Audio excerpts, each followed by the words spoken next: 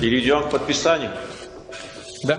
Եթե անցած 5 տարիներին ամեն ինչ ընթանար ըստ նոյեմբերի 9-ի եռակողմ հայտարարության, այսօր Երևանն ու Բաքուն պետք է հայտնեին, համաձայն են, որ ռուս խաղաղապահները եւս 5 տարի մնան Ղարաբաղում։ Բայց 5 տարի անց այդ փաստաթղթի մասին երբեմն հիշում են միայն Մոսկվայում, հավաստիացնելով, որ Ռուսաստանի միջնորդությամբ պայմանավորվածություններն ուժի մեջ են։ Արցախում էլ ոչ հայ է մնացել, ոչ էլ ռուս խաղաղապահ։ Եռակողմ հայտարարության 9-րդ կետն էլ, որ անգամ Ղարաբաղի հայաթափումից հետո դեռ քննարկվում էր, այսօր դրվել է դարակում։ Ճանապարհների ապաշրջափակումը, Հայաստանի տարածքով Ադրբեջանի անխոչնդոտ կապը Նախիջևանի հետ հիմա քննարկվում է Միացյալ Նահանգների միջնորդությամբ։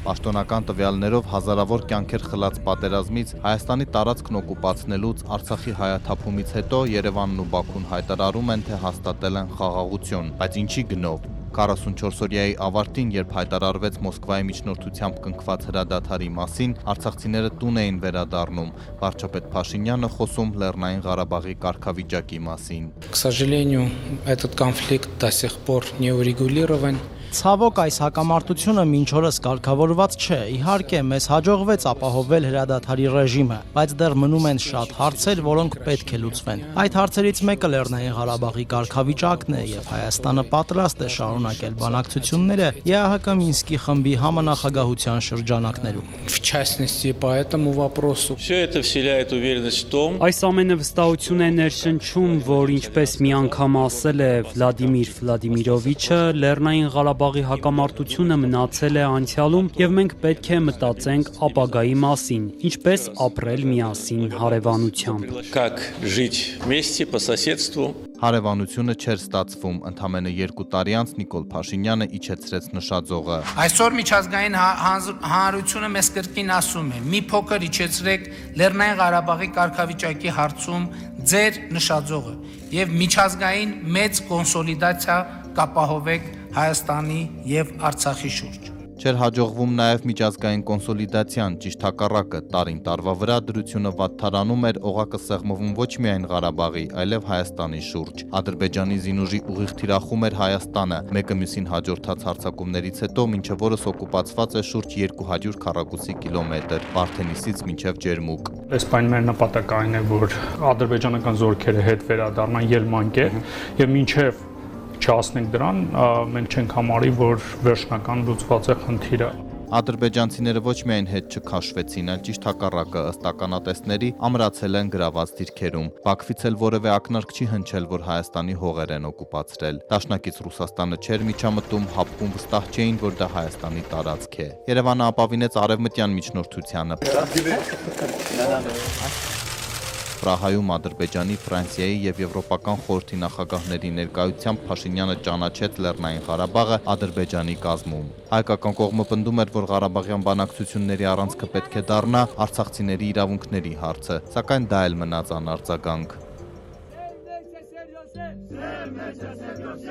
Փոխարենը Ադրբեջանը տևական շրջափակման ու սովի մատնեց հայերին, մերժելով շարունակել բանակցությունները եվրոպական հարթակում։ Ավելին, հրաժարվելով ղարաբաղցիներին որևէ կարգավիճակ տալ, Իլհամ Ալիևը զուգահեռ զարգացնում էր ադրբեջանցիների իրավունքների թեման, այն էլ Հայաստանի տարածքում։ Gərbi Azərbaycanlıların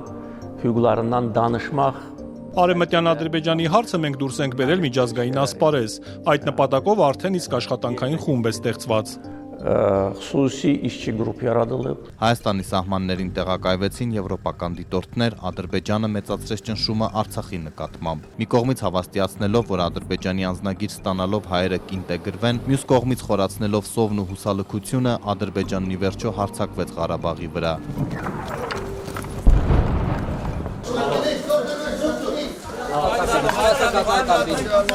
100,000 մարդու ստիպելով մի քանի օրում լքել հայրենիքը։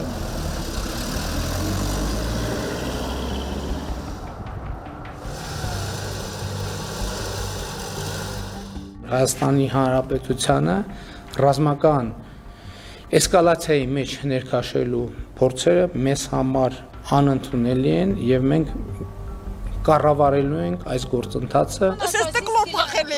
Փախել եք քաշատվի ամուսինս։ Թուրքերն համար ասում։ Թուրքերը համար ասում են։ Ձայներ, վախ, սարսափ, Սաղ մարտունին թափվալն ապաստարանները դե ինչ ասեմ մի սուտկայում ջարդ են արել իսկական ջարդ Ամիսներ անց պիտի պարզվեր, որ այսքանից հետո էլ պատերազմի սպառնալիքը դեռ կախված է Հայաստանի գլխին։ Ադրբեջանը պահանջում է Տավուշի 4 գյուղերը։ Մենք հիմի կարանք ստեղից դուրս գանք, գնանք ասենք չէ, չկա էնել։ Դա նշանակում է, որ շաբաթվա վերջ պատերազմն է սկսելու։ Ստանալով գյուղերը, Ադրբեջանը հիմա չի շտապում շարունակել սահմանագծումը։ Ի վերջո 5 տարում ոչ թե ստորագրման, այլ նախաստորագրման է հասնում խաղաղության մի պայմանագիր, որտեղ ոչ մի խոսք չկա արցախահայերի վերադարձի ու գերիների մասին, միաժամանակ ամրագրված են Ադրբեջանի վերջին 2 պահանջները՝ երրորդ ուժեր չտեղակայել համատեղ սահմանին, հետ կանչել միմյանց դեմ հայցերը միջազգային ատյաններից։ Երկար ժամանակ է 35 տարի իրենք կռվել են իսկ հիմա ընկերներ են եւ ընկերներ են լինելու երկար ժամանակ Իսկապես պատմական նշանակության օր է այսօր մենք խաղաղություն ենք հաստատում Կովկասում որը մեծագույն հնարավորություններ կբացի ոչ միայն մեր տարածաշրջանի համար Այսօրվա հռչակագրերը, որը անձամբ նաև կստորագրի նախագահ Թրամփը եւ ստորագրման արարողությանը նա անձամբ ներկա կլինի, վստահություն եւ երաշխիք է տալիս առ այն, որ մենք Հարավային Կովկասում բացում ենք խաղաղության, բարգավաճման, անվտանգության եւ տնտեսական համագործակցության էջը։